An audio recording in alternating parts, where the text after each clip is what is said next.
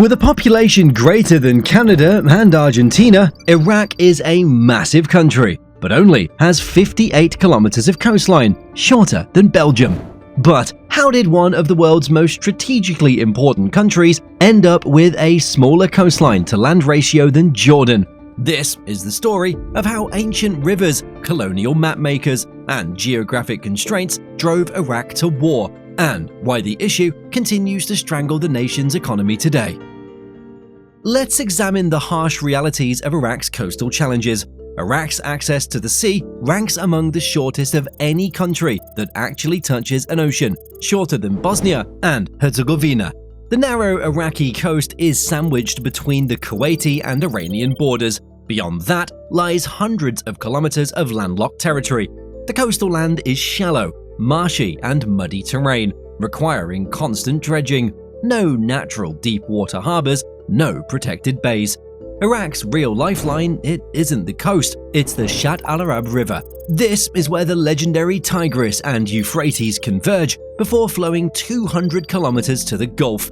Control this river and you control Iraq's access to the world. But here's the thing, this geographic disadvantage, it wasn't accidental, it was engineered by forces that understood exactly what they were doing. Iraq's geographic disadvantages trace back millennia to a fundamental strategic choice. Ancient Mesopotamian civilizations, the Sumerians, Babylonians, and Assyrians built their economies around river trade, not maritime commerce. The Tigris and Euphrates served as superhighways, taking goods and armies hundreds of kilometers without touching the sea. This river-focused economy shaped priorities. With Mesopotamian empires never developing strong naval traditions, their Gulf access remained secondary and limited. When outside powers arrived, the Ottomans, Persians, eventually the British, maritime control shifted away entirely. This weak maritime heritage left Iraq vulnerable when Britain carved up the region after World War I. And that's where our story takes a deliberate turn. Britain's border drawing exercise, it wasn't random, it was calculated strategy. British forces had occupied Basra and transformed it into a colonial port. When they shaped the borders of modern Iraq, they kept Kuwait as a separate protectorate. The 1899 treaty with Kuwait and post-war borders, including the 1922 Uqair Protocol, ensured Iraq lacked deep water access as part of imperial policy. Why? Securing naval dominance in the Gulf, countering Ottoman and German influence, balancing power against Persia, protecting oil interests. The result was devastating for Iraq's future. Kuwait received close to 500 kilometers of pristine Gulf coastline. Iraq, they received a tiny slither of challenging terrain. Britain understood something Iraq would learn through decades of warfare. A coastline equals power. This geographic constraint sparked one of the modern era's bloodiest conflicts. The Shatt al-Arab waterway has been fought over throughout history, particularly between modern-day Iraq and Iran. In 1975, the Algiers Agreement forced Iraq to concede that the border with Iran should follow the deepest channel. For Saddam Hussein, who was on the ascendancy to power, this was unacceptable. 5 years later, he launched what would become one of the bloodiest conflicts of the modern era. The Iran-Iraq War lasted 8 years, more than 1 million casualties, cities reduced to rubble, chemical weapons deployed, and at the center, control of a river that determined Iraq's access to the sea. The war's most critical moment came at the Al-Faw Peninsula. In February 1986, Iran captured Al-Faw through Operation Dawn 8, deploying up to 30,000 troops. They severed Iraq's Gulf access by controlling the Shatt al-Arab outlet. For 2 years, Iraq's maritime lifeline hung by a thread. Iraq finally recaptured the peninsula in April 1988 during Operation Ramadan Mubarak, using air and chemical support in a victory that shifted the war's momentum. When fighting ended in 1988, the border remained unchanged. Iraq's coastline stayed 58 kilometers. Saddam wasn't finished. In 1990, Saddam attempted the biggest geographic expansion in modern Middle Eastern history. The invasion of Kuwait wasn't just about oil or debt, it was about extending Iraq's coastline. Annexing Kuwait would have given Iraq deep water ports and strategic reach across a substantial part of the northern Gulf. The implications were staggering. Overnight, Iraq would have transformed from a maritime weakling into a Gulf power, no longer dependent on a single river outlet. Instead, it backfired completely. A US-led coalition came down hard on Iraq's expansionist plans, liberating Kuwait in a matter of months. After the war, the UN redrew the border in precise detail, cementing Iraq's geographic limitations in international law, and it remains unchanged today. Today, Iraq's coastal headache creates logistical problems. The country's economy depends on oil for more than 90% of its revenue. The vast majority of its exported oil leaves via the same southern route. Basra, with more than 1.5 million people, serves as Iraq's window to the Gulf, but remains geographically trapped.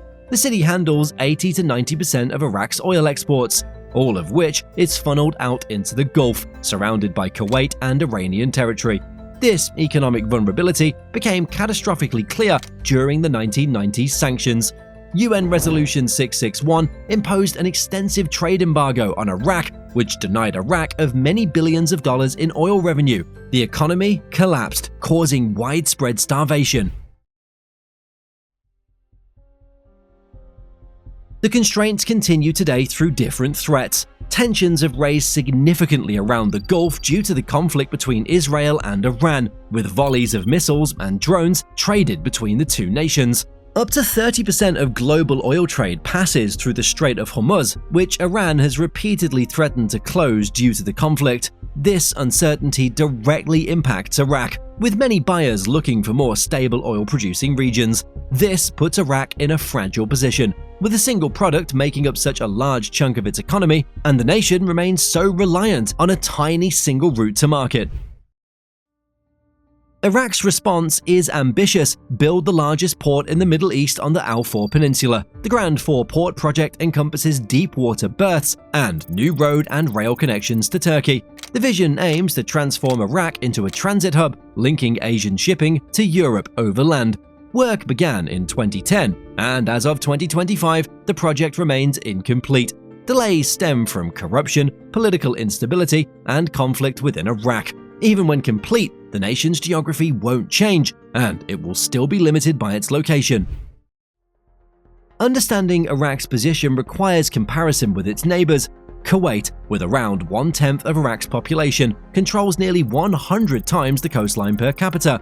Iran commands more than 2,400 kilometers across the Gulf and Caspian Sea. Even landlocked countries sometimes secure better access through agreements with neighbors. Iraq technically isn't landlocked, but it faces many of the same challenges landlocked nations do. So, what did Iraq do instead of accepting its geographic constraints? They chose war numerous times. Instead of developing alternate trade routes through friendly neighbors, Iraq fought Iran for 8 years over river control. Instead of negotiating port access agreements, Iraq invaded Kuwait to seize a coastline by force. Instead of building economic partnerships, Iraq repeatedly chose military solutions to geographic problems. Each war, it failed. Each failure cemented the constraints deeper.